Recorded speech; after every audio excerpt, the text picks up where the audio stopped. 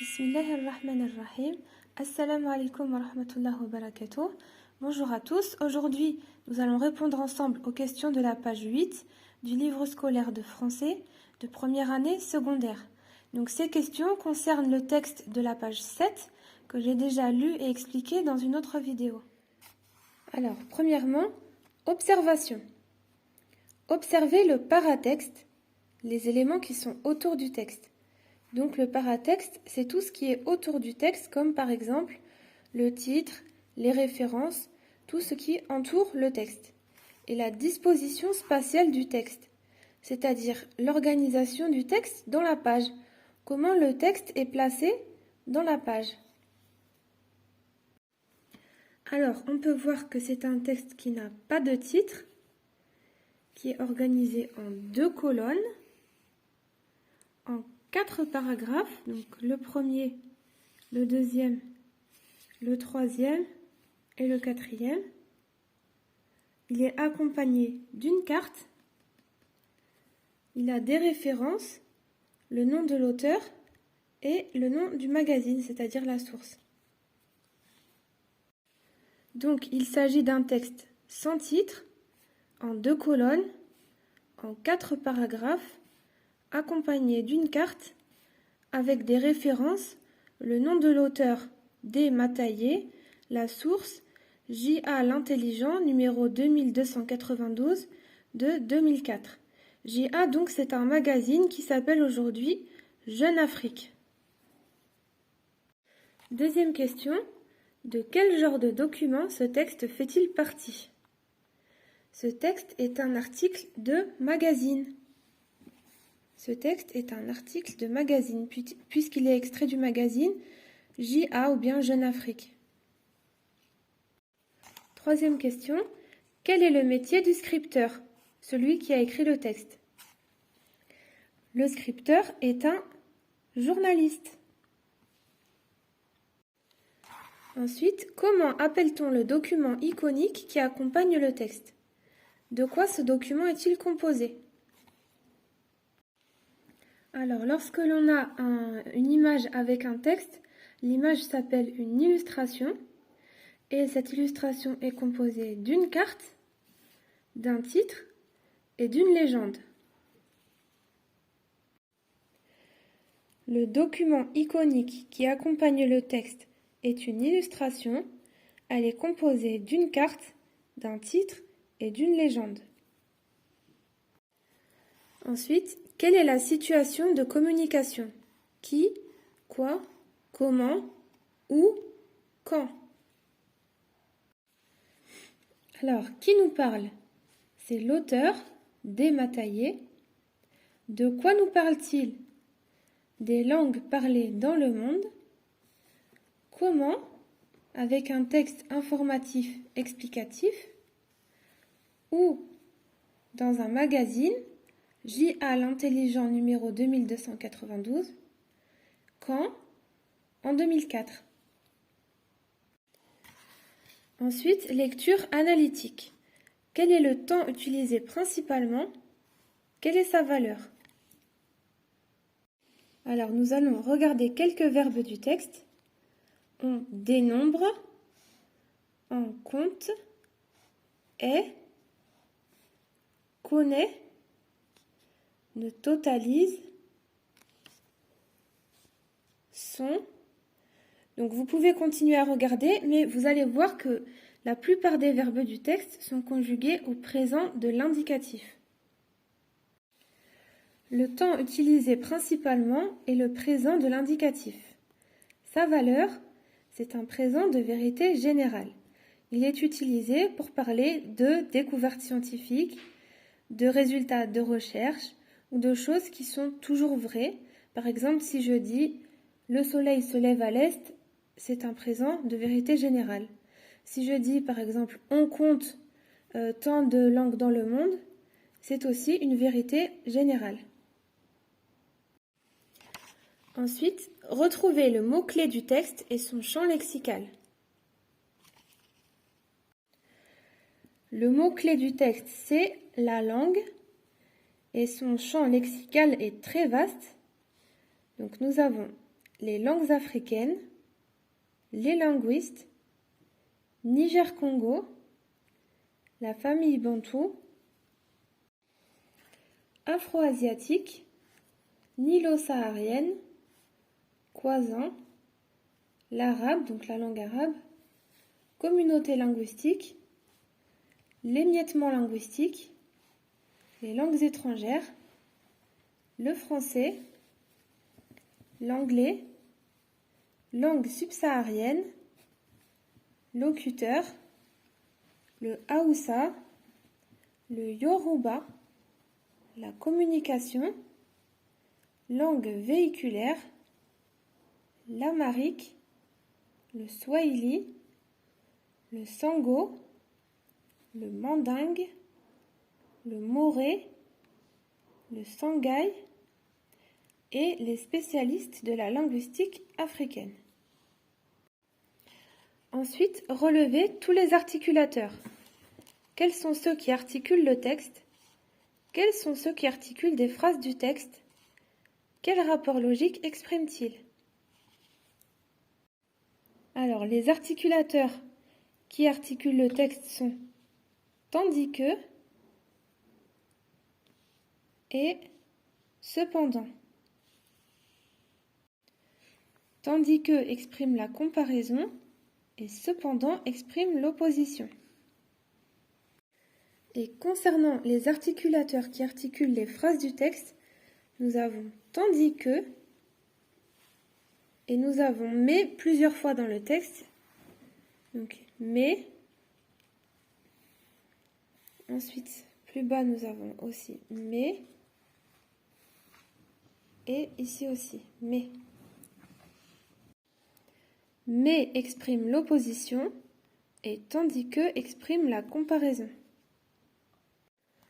Ensuite, le scripteur établit une série de comparaisons. Complétez le tableau suivant pour les mettre en évidence. Dans le premier paragraphe, avec quoi l'auteur compare-t-il l'Afrique? Dans le troisième paragraphe, avec quoi l'auteur compare-t-il l'Afrique du Nord? Et avec quoi compare-t-il le Nigeria? Et dans le quatrième paragraphe, avec quoi l'auteur compare-t-il les langues véhiculaires? Alors, dans le premier paragraphe, l'auteur compare l'Afrique à l'Asie, les Amériques, c'est-à-dire l'Amérique du Nord et du Sud, et centrale, et l'Europe. Ensuite, l'auteur compare l'Afrique du Nord avec l'Afrique subsaharienne. Il compare le Nigeria avec le Cameroun. Et enfin, il compare les langues véhiculaires avec les langues parlées à l'intérieur d'un même groupe. Ensuite, champ de recherche. Donnez un synonyme au mot souligné. Le synonyme est domaine. Domaine de recherche. Ensuite, subsaharienne. Comment ce mot est-il formé? À quelle expression s'oppose-t-il dans le même paragraphe? Quel est alors le sens du préfixe sub?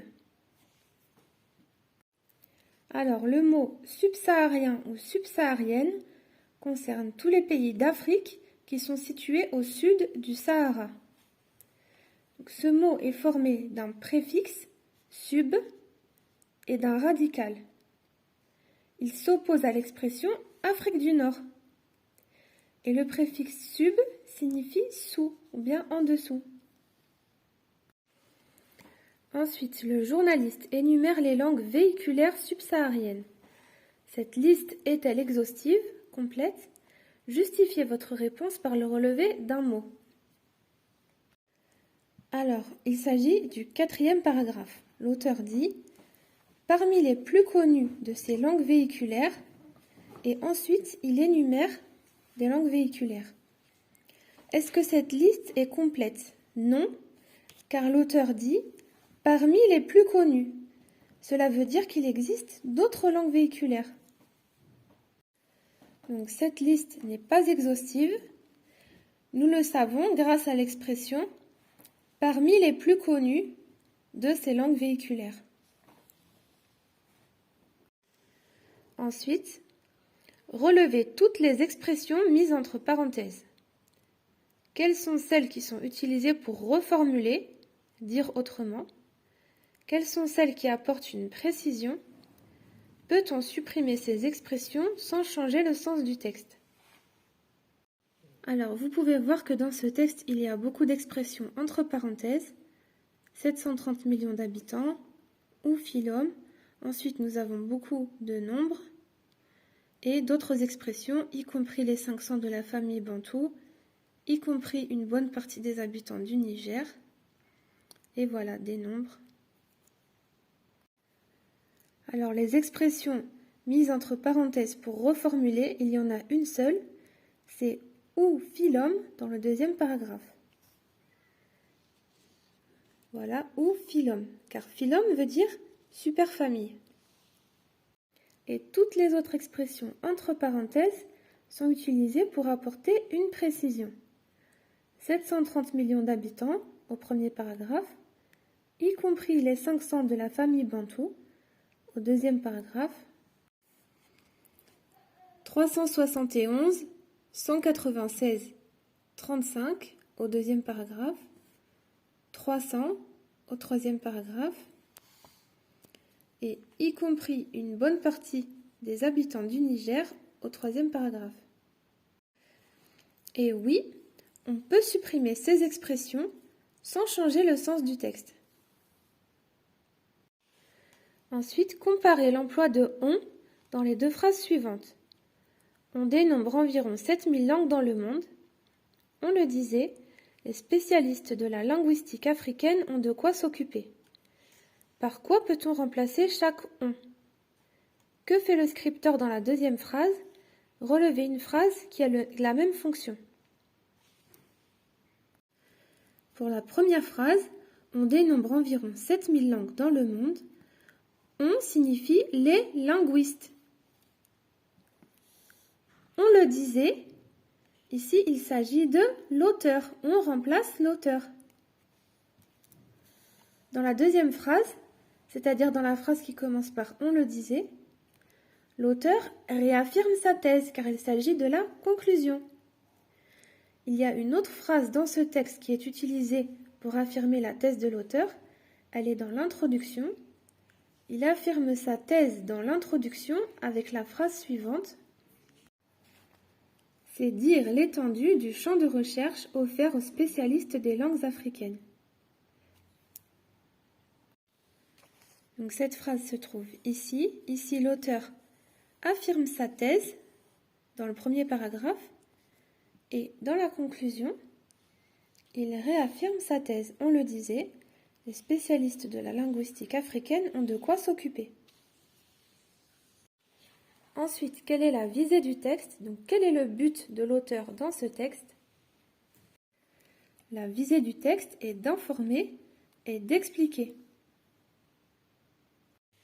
Et enfin, faites le plan du texte et donnez un titre à chaque partie. Que remarquez-vous? Dans le premier paragraphe, l'auteur parle des langues dans le monde.